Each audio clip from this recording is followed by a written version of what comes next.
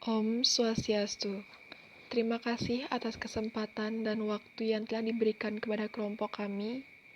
Perkenalkan, kami dari kelas 3C, Prodi S1 Akuntansi.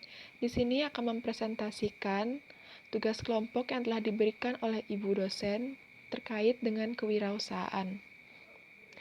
Untuk mempersingkat waktu, perkenalkan kelompok kami yaitu saya sendiri sebagai moderator yaitu Dewa Ayura Sri Mohotami, dengan rekan saya Ikomang Aryana, Inyoman Ari Krisnayadi, Niwayan Wulantari, Igusti Bagus Palguna, serta Kadek Heni Kristiani. Baik, untuk mempersingkat waktu, kita lanjut ke materi. Kasus yang pertama yaitu dengan tema mengambil inspirasi usahawan sukses dari nol. Kita lanjut. Moriati Soedibejo merupakan wirausahawan jamu yang berkecimpung dalam dunia kosmetik atau kecantikan. Ia lahir di Surakarta tanggal 5 Januari 1928. Sejak kecil, ia dibesarkan oleh eyangnya yang bernama Sri Susuhan Papakuwono X dan Gusti Kanjeng Ratu Mas di Karaton Surakarta. Di keraton inilah pada saat itu dikenal sebagai pusat kebudayaan Jawa. Ia mendapat pendidikan secara tradisional, mengalami seni tari, kerawitan, membatik, ngadil saril, dan ngadi busono. Membuat jamu dan kosmetik tradisional, bahasa dan sastra Jawa, serta bidang-bidang seni lainnya. Ia juga mendapat pelajaran berharga tentang resep-resep jamu dan kosmetik tradisional yang pada masa itu masih merupakan rahasia keluarga sendiri dan merupakan misteri bagi masyarakat luas. Bermula dari industri rumah tangga dengan modal Rp25.000 pada tahun 1973, ia berupaya mengembangkan usahanya yang masih dianggap sebagai sesuatu hal yang baru. Pada tahun itu juga, ia bersama dengan 2 orang karyawannya membuat sebuah jamu, yaitu ramuan beras kencur. Banyak masyarakat yang tertarik dengan produk ini dan kemudian ia memiliki banyak pelanggan. Selanjutnya, pada tahun 1975, jamu yang telah diproduksi sekitar 6 macam, yaitu seperti perawatan wanita paripurna, perawatan remaja putri, pelangsing tubuh, sabetan sari, kesepuh atau menopause, dan kosmetika tradisional. Dan pada tahun ini juga karyawannya telah bertambah menjadi 10 orang. Pada tanggal 8 April 1981, pabrik PT Mustika Ratu resmi diresmikan oleh Menteri Kesehatan yaitu Dr. Suardjo Suardiningrat dengan jumlah karyawan yang telah bertambah sekitar 150 orang. Ini merupakan babak baru untuk terjun langsung dalam dunia bisnis yang menuntut profesionalisme, yaitu sesuatu yang dianggap tabu dilakukan oleh putri keraton, kini dianggap wirausahawan yang luar biasa. Banyak tantangan dan hambatan yang telah ia lalui, namun ia tidak menyerah dan tetap gigih dalam melalui prosesnya. Selain faktor usia, hal-hal penting yang mempengaruhi dalam berwirausaha antara lain tekad dan semangat yang kuat, memiliki percaya diri yang tinggi, senantiasa melahirkan ide-ide yang baru, dan semangat mengantisipasi masa depan, serta kemauan dan niat yang kuat. Selanjutnya yaitu solusi. Pendistribusian produk-produk tersebut tentunya membutuhkan strategi dalam proses pemasarannya. Dalam membuat strategi pemasaran, diperlukan kreativitas dan fleksibilitas dalam konsep. Di samping itu, perlu juga memperhatikan dan mengantisipasi perubahan situasi dan problem yang diperkirakan nantinya akan muncul sebagai akibat dari semakin ketatnya persaingan pasar. Nah, dalam hal ini, tidak lepas dari P5 tentang evaluasi dalam proses pemasaran, yaitu yang pertama produk, price, place, promotion, and person. Yang pertama ada produk. Produk yang akan dipasarkan harus tampil dalam keadaan yang baik dan mampu untuk mewakili selera konsumen. Dalam hal ini, produk Mustika Ratu ditunjukkan untuk konsumen dari golongan sosial menengah ke atas. Dengan kata lain, produk Mustika Ratu mempunyai bonafiditas tertentu, sehingga konsumen meyakinkannya sebagai produk yang baik serta bermutu. Selanjutnya ada price, yaitu harga. Tinggi rendahnya harga pokok antara lain yaitu biaya produksi, mutu produk, dan situasi segmen pasar. Selain memperhatikan ketiga hal tersebut dalam menentukan harga produk, Mustika Ratu juga memperhatikan faktor-faktor antara lain daya beli konsumen, kecenderungan-kecenderungan selera konsumen, dan yang lainnya. Selanjutnya ada place atau tempat. Untuk mendistribusikan produk diperlukan tempat atau lokasi yang strategis yang memiliki peluang yang bagus untuk memasarkan produk tersebut. Maka Mustika Ratu menempatkan produk-produknya antara lain di supermarket, departemen store, toko-toko besar, dan salon kecantikan. Lalu ada promotion atau promosi. Mengingat betapa pentingnya citra produk yang baik dan bermutu di mata konsumen. Kegiatan-kegiatan produksi secara rutin harus dilakukan dengan gencar, baik berskala internasional maupun nasional, maupun di daerah ataupun tempat-tempat lainnya. Yang terakhir ada person atau orang. Kegiatan pemasaran tidak akan mencapai sasarannya apabila tidak ditunjang oleh petugas pelaksana yang kualifikasi dan profesional. Itu sebabnya searah dengan semakin ketatnya persaingan di pasaran, Mustika Ratu menempatkan petugas-petugas pelaksana pemasaran yang benar-benar menguasai di bidangnya, termasuk juga mendidik beauty advisor and beauty consultant. Selain berpegang pada rumus B5 tersebut, dalam strategi pemasaran ini juga perlu memperhatikan rumus SWOT, yaitu Strength, Weakness, Opportunity, and Threat. Strength atau kekuatan, yaitu perlunya menganalisa kekuatan diri dalam melalui kekuatan persaingan untuk merumuskan strategi pemasaran yang efektif, efisien, serta tepat sasaran. Lalu ada kelemahan atau weakness, untuk menganalisis kelemahan-kelemahan diri sehingga untuk dijadikan pelajaran berharga bagi perbaikan-perbaikan strategi pemasaran yang dijalankan dan juga menganalisis kelemahan-kelemahan pesaing agar dapat secara wajar untuk menjadi kepentingan bisnis, dapat dimanfaatkan untuk kepentingan bisnis. Selanjutnya ada peluang atau opportunity, yaitu perlunya kejelian untuk memanfaatkan peluang-peluang pasar yang ada, misalnya kecenderungan selera dari konsumen, kekurangan persediaan, produk persaing, dan meningkatnya daya beli masyarakat, serta yang lain-lain. Lalu yang terakhir ada ancaman atau threat, yaitu perlunya menganalisa berbagai kemungkinan yang dapat mengancam rusaknya strategi pemasaran yang sedang dijalankan. Ancaman ini dapat datang dari dalam maupun dari luar. Baik, itu merupakan strategi-strategi yang diterapkan dalam proses berwirausaha. Baik, untuk presentasi selanjutnya akan dilanjutkan oleh rekan saya. Asas, prinsip, dan tujuan pemberdayaan UMKM. Yang pertama, asas-asas UMKM. Berdasarkan pasal 2 penjelasan pada Undang-Undang Nomor 20 Tahun 2008, asas-asas UMKM diantaranya yang pertama yaitu asas kekeluargaan, yaitu asas yang melandasi upaya pemberdayaan UMKM sebagai bagian dari perekonomian nasional yang diselenggarakan berdasarkan atas demokrasi ekonomi dengan prinsip kebersamaan, kemajuan, dan kesatuan ekonomi nasional untuk kesejahteraan seluruh rakyat Indonesia. Yang kedua, asas demokrasi ekonomi, yaitu pemberdayaan UMKM diselenggarakan sebagai kesatuan dari pembangunan ekonomi nasional untuk mewujudkan kemakmuran rakyat. Yang ketiga, asas kebersamaan, yaitu asas yang mendorong peran seluruh UMKM dan dunia usaha secara bersama-sama dalam kegiatannya untuk mewujudkan kesejahteraan rakyat.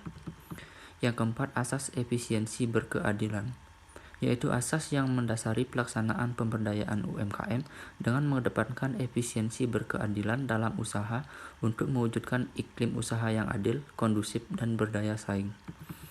Yang kelima, asas keberlanjutan, yaitu asas yang secara terencana mengupayakan berjalannya proses pembangunan melalui pemberdayaan UMKM yang dilakukan secara berkesinambungan sehingga terbentuk perekonomian yang tangguh dan mandiri. Yang keenam, asas berwawasan lingkungan, yaitu asas pemberdayaan UMKM yang dilakukan dengan tetap memperhatikan dan mengutamakan perlindungan dan pemeliharaan lingkungan hidup. Yang ketujuh, asas kemandirian, yaitu asas pemberdayaan UMKM yang dilakukan dengan tetap menjaga dan mengedepankan potensi kemampuan dan kemandirian UMKM.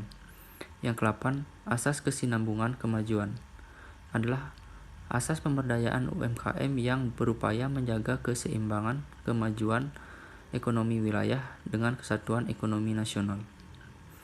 Yang kesembilan ada asas kesatuan ekonomi nasional, adalah asas pemberdayaan UMKM yang merupakan bagian dari pembangunan kesatuan ekonomi nasional. Lanjut ke prinsip dan tujuan pemberdayaan UMKM. Berdasarkan pasal 4 dan pasal 5 Undang-Undang Nomor 20 Tahun 2008, prinsip pemberdayaan UMKM yang pertama yaitu penumbuhan kemandirian, kebersamaan, dan kewirausahaan UMKM untuk berkarya dengan prakarsa sendiri. Yang kedua, mewujudkan kebijakan politik yang transparan, akuntabel, dan berkeadilan. Yang ketiga, pengembangan usaha berbasis potensi daerah dan berorientasi pasar sesuai dengan kompetensi UMKM. Yang keempat, peningkatan daya saing UMKM. Yang kelima, penyelenggaraan perencanaan, pelaksanaan, dan pengendalian secara terpadu. Tujuan pemberdayaan UMKM. Yang pertama, mewujudkan struktur perekonomian nasional yang seimbang, berkembang, dan berkeadilan. Yang kedua, menumbuhkan dan mengembangkan kemampuan UMKM menjadi usaha yang tangguh dan mandiri. Dan yang ketiga, meningkatkan peran UMKM dalam pembangunan daerah, penciptaan lapangan pekerjaan, pemerataan pendapatan, pertumbuhan ekonomi, dan pengentasan rakyat dan kemiskinan. Lanjut ke kriteria UMKM.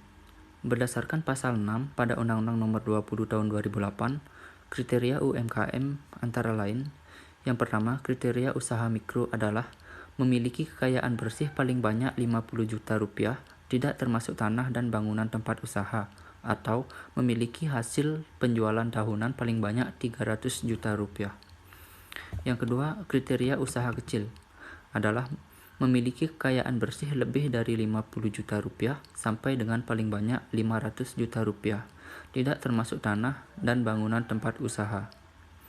Atau memiliki hasil penjualan tahunan lebih dari 300 juta sampai paling banyak 2.500.000.000 rupiah.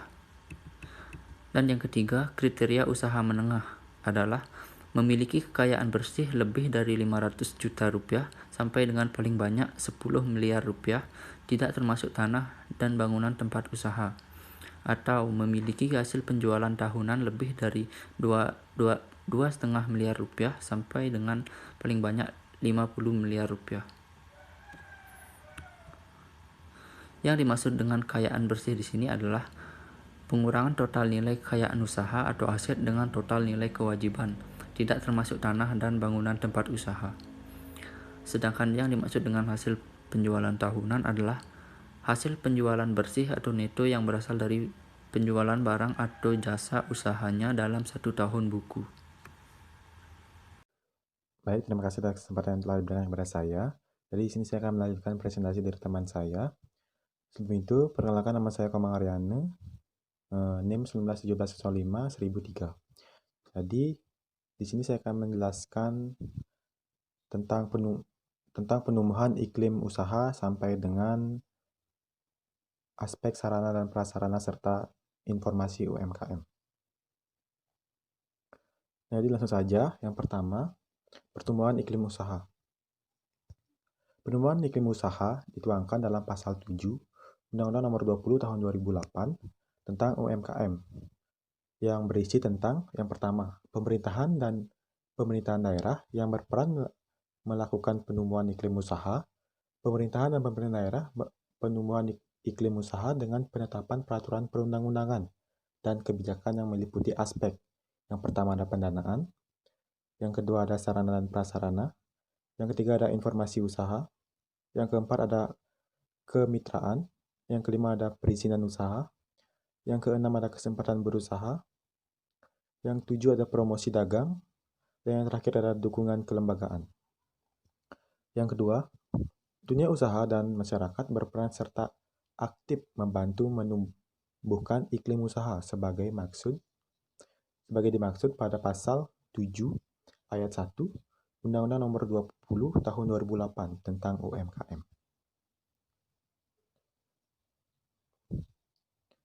Baik, selanjutnya ada aspek pendanaan dan pembiayaan UMKM. Yang pertama ada aspek pendanaan UMKM.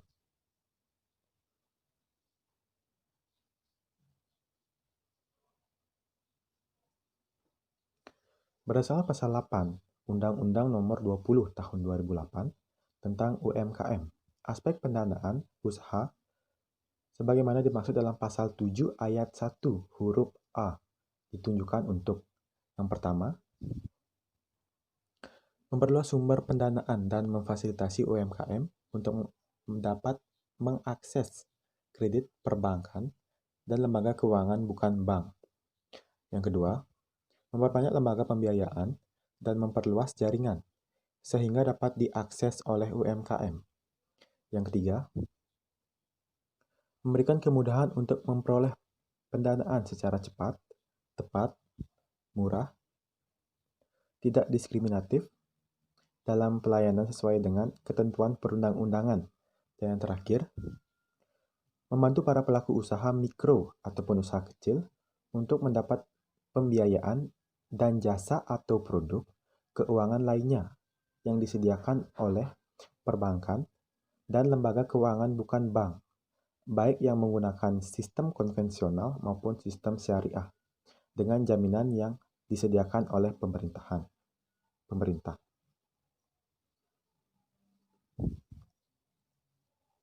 Jadi selanjutnya ada pembiayaan UMKM. Sebagaimana pasal 21 Undang-Undang Nomor 20 Tahun 2008 tentang UMKM, aspek pembiayaan UMKM diatur. Pertama, pemerintahan dan pemerintahan daerah menyediakan pembiayaan bagi usaha mikro dan kecil, badan usaha milik negara, dan menyediakan pembiayaan dari penyisihan bagian laba tahunan yang dialokasikan kepada usaha mikro dan kecil dalam bentuk pemberian pinjaman, penjaminan, hibah, dan pembiayaan lainnya. Yang ketiga, usaha besar nasional dan asing dapat menyediakan pembiayaan dan dialokasikan kepada usaha mikro dan kecil dalam bentuk pemberian pinjaman, penjaminan, hibah, dan pembiayaan lainnya. Yang keempat, pemerintah daerah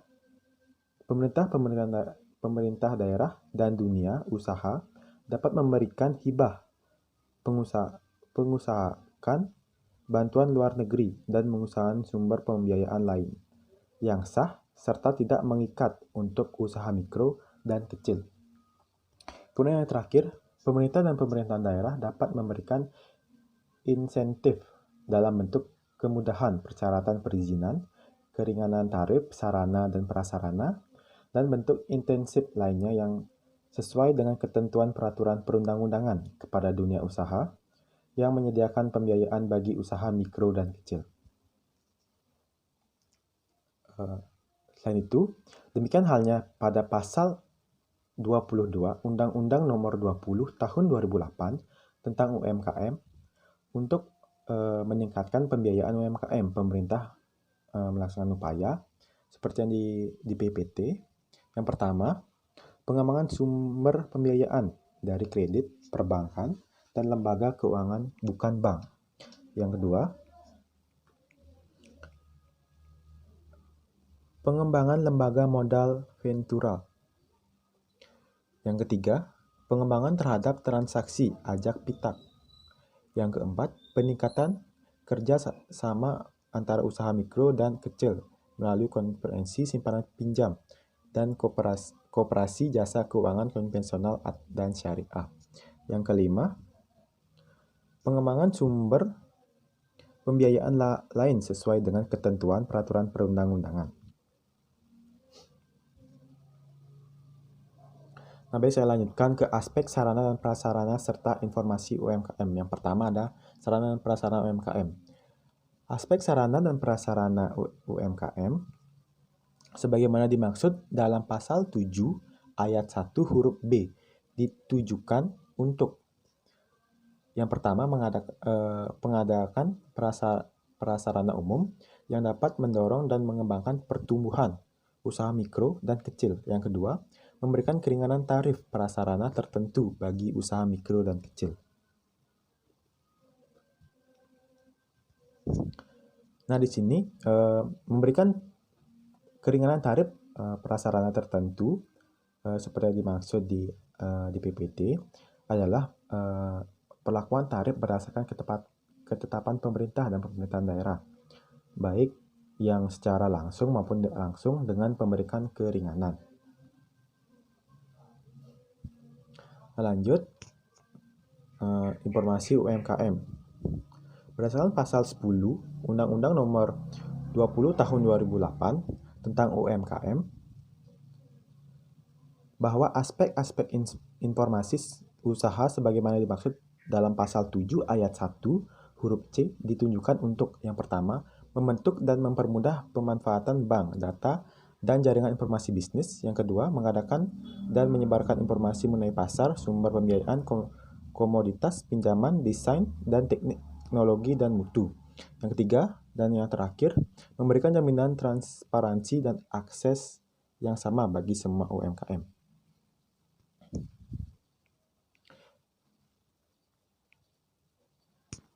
Baik, sekian yang dapat saya sampaikan. Apabila ada salah kata ataupun perbuatan, saya ucapkan terima kasih.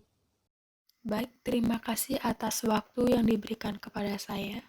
Di sini saya akan menjelaskan tentang aspek perizinan UMKM sampai dengan aspek dukungan kelembagaan UMKM.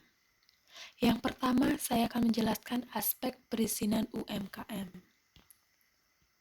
Berdasarkan pasal 12 Undang-Undang Nomor 20 Tahun 2008 tentang UMKM, aspek perizinan berusaha sebagaimana dimaksud dalam pasal 7 ayat 1 huruf E ditunjuk untuk menyederhanakan tata cara dan jenis perizinan usaha dengan sistem pelayanan terpadu dan membebaskan biaya perizinan bagi usaha mikro dan memberikan keringanan biaya perizinan bagi usaha kecil. Berdasarkan pasal 12 huruf A, yang dimaksud dengan menyederhanakan tata cara dan jenis perizinan adalah memberikan kemudahan dan persyaratan dan tata cara perizinan serta informasi yang seluas-luasnya. Yang kedua, saya akan jelaskan tentang aspek kesempatan berusaha UMKM. Berdasarkan pasal 13 Undang-Undang Nomor 20 Tahun 2008 tentang UMKM, aspek kesempatan berusaha sebagaimana dimaksud dalam pasal 7 ayat 1, yaitu yang pertama, menentukan tempat usaha atau lokasi. Di sini menentukan peruntukan tempat usaha yang meliputi pemberian lokasi di pasar, ruang pertokoan, lokasi sentral industri, lokasi pertanian rakyat, dan yang lainnya yang dibutuhkan oleh UMKM. Yang kedua yaitu menetapkan alokasi waktu berusaha untuk usaha mikro dan kecil di subsektor perdagangan retail. Yang ketiga, mencadangkan bidang dan jenis kegiatan usaha. Menetapkan bidang usaha yang dicadangkan untuk UMKM serta bidang usaha yang terbuka untuk usaha besar dengan syarat harus bekerja sama dengan UMKM. Yang keempat, menetapkan bidang usaha yang dicadangkan untuk UMKM. Yang kelima, melindungi usaha tertentu yang strategis. Yang keenam, mengutamakan penggunaan produk yang dihasilkan. Misalnya yaitu penggunaan produk oleh usaha mikro dan kecil melalui pengadaan secara langsung. Yang ketujuh, yaitu memprioritaskan pengadaan barang atau jasa dan pemborongan kerja. Yang terakhir, memberikan bantuan konsultasi hukum dan pembelaan. Selanjutnya saya akan menjelaskan tentang aspek promosi dagang dan pemasaran UMKM. Berdasarkan pasal 14 nomor 20 tahun 2008 tentang UMKM, aspek promosi dagang sebagaimana dimaksud dalam pasal 7 ayat 1 huruf G ditunjuk untuk meningkatkan promosi produk UMKM di dalam dan di luar negeri, memperluas sumber pendanaan untuk promosi produk UMKM di dalam dan di luar negeri, memberikan insentif dan tata cara pemberian insentif untuk UMKM yang mampu menyediakan pendanaan secara mandiri di dalam kegiatan promosi produk di dalam dan di luar negeri, serta memfasilitasi pemilikan hak atas kekayaan intelektual atas produk dan desain UMKM dalam kegiatan usaha dalam negeri dan ekspor. Selanjutnya saya akan menjelaskan tentang pengembangan bidang pemasaran UMKM. Berdasarkan pasal 18 Undang-Undang Nomor 20 Tahun 2008 tentang UMKM, pengembangan dalam bidang pemasaran sebagaimana dimaksud dalam pasal 16 ayat 1 huruf B dilakukan dengan cara: yang pertama, melaksanakan penelitian dan pengkajian pasar. Yang kedua, menyebarluaskan informasi pasar. Yang ketiga, meningkatkan kemampuan manajemen dan teknik pemasaran. Yang keempat, menyediakan sarana dan prasarana. Yang kelima, memberikan dukungan promosi produk, jaringan pemasaran, dan distribusi. Dan yang terakhir, menyediakan tenaga konsultan profesional dalam bidang pemasaran. Selanjutnya saya akan menjelaskan tentang aspek dukungan kelembagaan UMKM. Berdasarkan pasal 15 Undang-Undang Nomor 20 Tahun 2008 tentang UMKM, aspek dukungan kelembagaan UMKM sebagaimana dimaksud dalam pasal 7 ayat 1 huruf G, yaitu mengembangkan dan meningkatkan fungsi inkubator, lembaga layanan pengembangan usaha, konsultasi keuangan mitra bank, dan lembaga profesi sejenis lainnya sebagai lembaga pendukung pengembangan UMKM.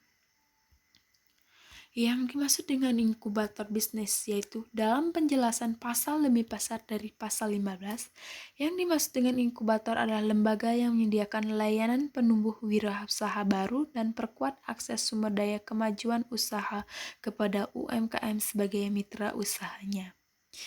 Yang dimaksud dengan lembaga layanan pengembang usaha adalah atau yang sering disebut dengan Business Development Service Providers adalah lembaga yang memberikan jasa konsultasi dan pendamping untuk mengembangkan UMKM. Dan konsultan keuangan mitra bank adalah konsultan pada lembaga pengembang usaha yang tugasnya melakukan konsultasi dan pendamping kepada UMKM agar mampu mengakses kredit perbankan dan atau pembiayaan dari lembaga keuangan selain bank. Demikian penjelasan dari saya, selanjutnya akan dijelaskan oleh teman saya. Baik, di sini saya akan melanjutkan pembahasan mengenai aspek pengembangan UMKM. Berdasarkan pasal 16 Undang-Undang Nomor 20 Tahun 2008 tentang UMKM, yang berperan sebagai pengembang UMKM adalah pemerintah dan pemerintah daerah sebagai pihak yang memfasilitasi usaha dalam bidang produksi dan pengolahan, pemasaran, sumber daya manusia, dan desain dan teknologi. Dunia usaha dan masyarakat berperan secara aktif melakukan pengembangan sebagaimana dimaksud pada ayat 1. Kenapa demikian? Karena dunia usaha dan masyarakatlah yang mengelola atau menjalankan langsung usaha tersebut, maka dari itu mereka berperan secara aktif atau berperan secara langsung dalam melakukan pengembangan UMKM tersebut. Ketentuan lebih lanjut mengenai tata cara pengembangan, prioritas, intensitas, dan jangka waktu pengembangan diatur dengan peraturan pemerintah. Berdasarkan pasal 17 Undang-Undang Nomor 20 Tahun 2008 tentang UMKM, pengembangan dalam bidang produksi dan pengolahan sebagaimana dimaksud dalam pasal 16 ayat 1 huruf A dilakukan dengan cara berikut, yaitu ada 4 cara. Nah, dalam penjelasan pasal demi pasal, pada pasal 16 huruf C, yaitu mendorong penerapan standarisasi dalam proses produksi dan pengolahan, ketentuan ini dimaksudkan agar terdapat konsistensi dalam menjaga kualitas produk. Demikian halnya dalam penjelasan pasal demi pasal, pada pasal 16 huruf D, yang dimaksud dengan kemampuan rancang bangun adalah kemampuan untuk mendesain suatu kegiatan usaha. Sedangkan yang dimaksud dengan kemampuan perekayasaan atau engineering adalah kemampuan untuk mengubah suatu proses atau cara pembuatan suatu produk dan atau jasa. Lanjut ke aspek pengembangan SDM UMKM. Sebagaimana pasal 19 Undang-Undang Nomor 20 Tahun 2008 tentang UMKM, pengembangan dalam bidang sumber daya manusia sebagaimana dimaksud dalam pasal 16 ayat 1 huruf C dilakukan dengan 3 cara berikut. Jadi untuk mengembangkan SDM yang unggul dalam menjalankan UMKM tersebut paling penting memiliki pengalaman, baik itu saat di SMA atau saat di kuliah, yang mendukung atau meningkatkan skill dan keterampilan mereka dalam menjalankan suatu usaha. Skill yang dimaksud bukan hanya hard skill semata, namun juga harus diimbangi dengan soft skill dalam memimpin dan mengatur usahanya sendiri. Lanjut ke aspek perjanjian, kemitraan, dan pola kemitraan. Yang pertama yaitu perjanjian UMKM. Berdasarkan pasal 34 Undang-Undang Nomor 20 Tahun 2008 tentang UMKM, dalam perjanjian kemitraan diatur, yang pertama, perjanjian kemitraan dituangkan dalam perjanjian tertulis yang sekurang-kurangnya mengatur kegiatan usaha, hak dan kewajiban masing-masing pihak, bentuk pengembangan, jangka waktu, dan penyelesaian penyisihan. Kedua, perjanjian kemitraan sebagaimana dimaksud pada ayat 1 dilaporkan kepada pihak yang berwenang sesuai dengan ketentuan peraturan perundang-undangan.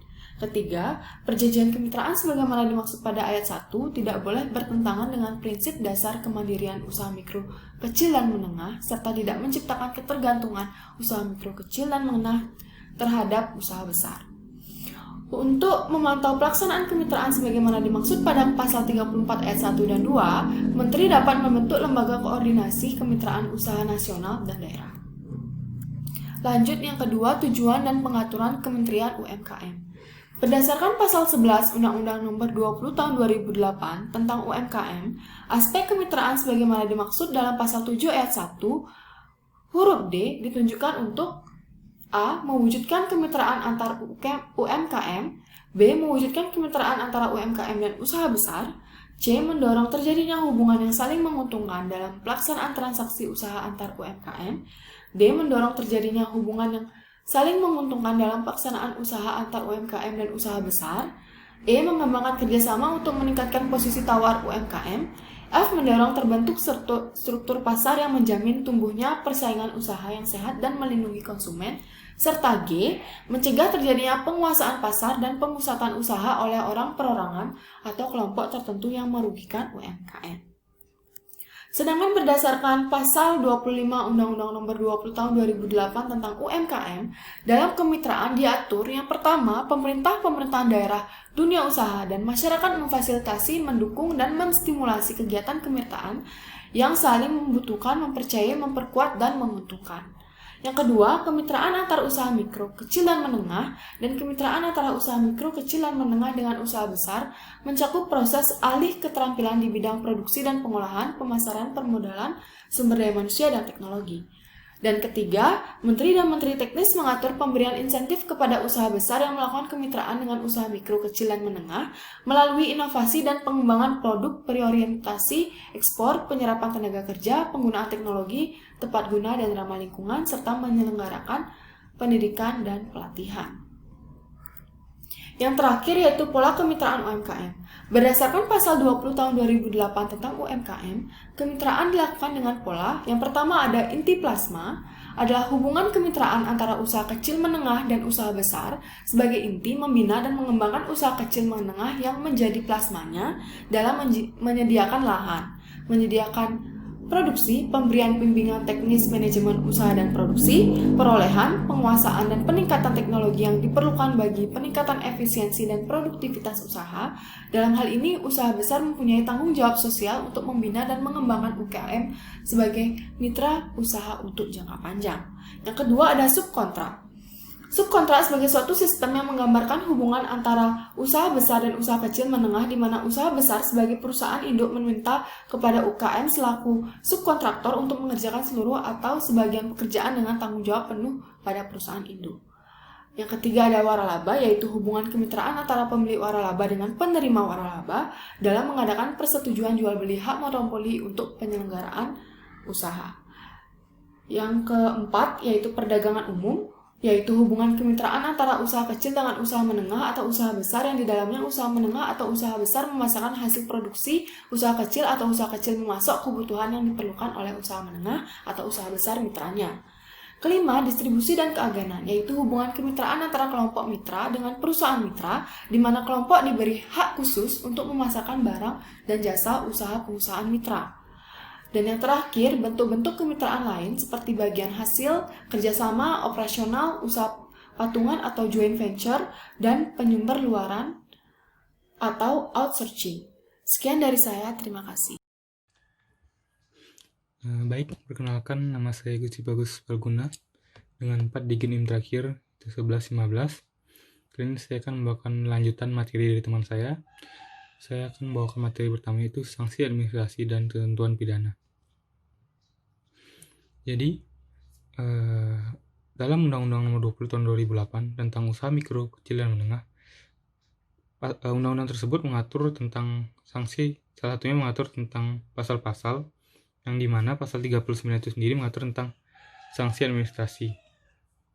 Sanksi administrasi sendiri memiliki 3 ayat, yaitu yang pertama, usaha besar yang melanggar ketentuan pasal 35 ayat 1 dikenakan sanksi administratif berupa pencabutan izin usaha dan atau denda paling banyak Rp 10 miliar oleh instansi yang berwenang.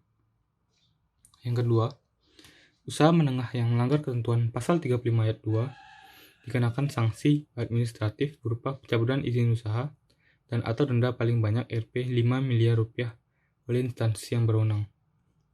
Yang ketiga, ketentuan lebih lanjut mengenai tata cara pemberian sanksi administratif sebagaimana dimaksud pada ayat 1 dan ayat 2 diatur dengan peraturan pemerintah.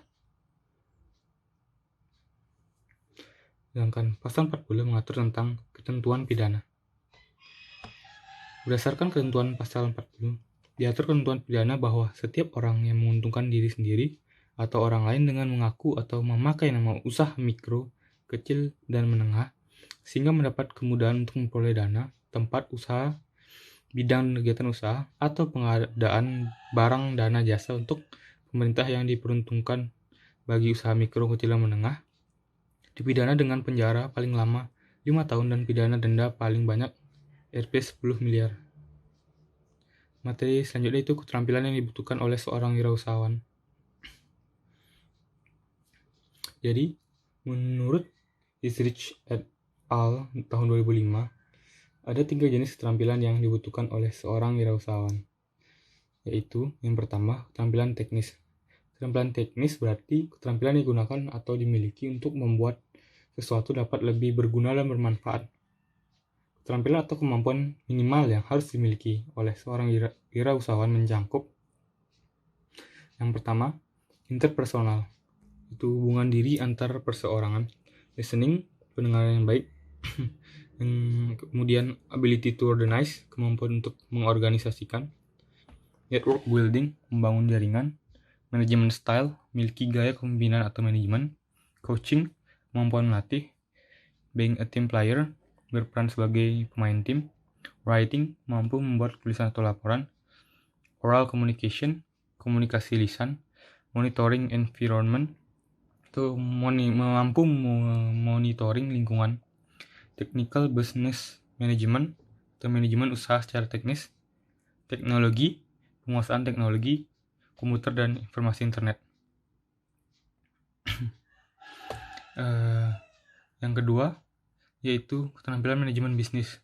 Keterampilan manajemen bisnis berarti keterampilan untuk menggerakkan bawahan agar tujuan yang telah ditetapkan dapat tercapai.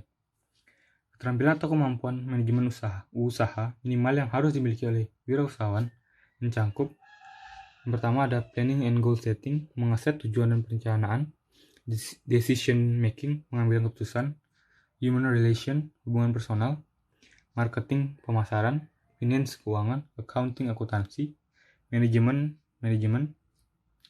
control atau pengendalian atau pengawasan, negotiation, negosiasi atau berunding, control launch, peluncuran usaha baru termasuk aktivitas-aktivitas yang mengandung risiko atau bahaya sekalipun. Yang terakhir adalah managing growth, pelaksanaan pertumbuhan. Yang ketiga, keterampilan berkewirausahaan secara personal atau kemampuan ini merupakan kemampuan seseorang dalam membuka sesuatu yang berkaitan dengan bisnis. Kemampuan atau keterampilan kewirausahaan mencakup yang pertama, inner control atau disiplin, itu memiliki disiplin atau penguasaan pribadi, risk taker, seorang yang mampu mengambil risiko, inovatif, seorang yang inovatif atau pembaru, change oriented, berorientasi pada perubahan, persistent, keras hati atau gigih, visionary leader, pemimpin besar, atau mungkin maksudnya di sinilah kepemimpinan yang memiliki hati besar dalam memimpin atau membangun sebuah usaha. Yang terakhir ada ability to manage change, memiliki kemampuan untuk beradaptasi dan mengelola perubahan.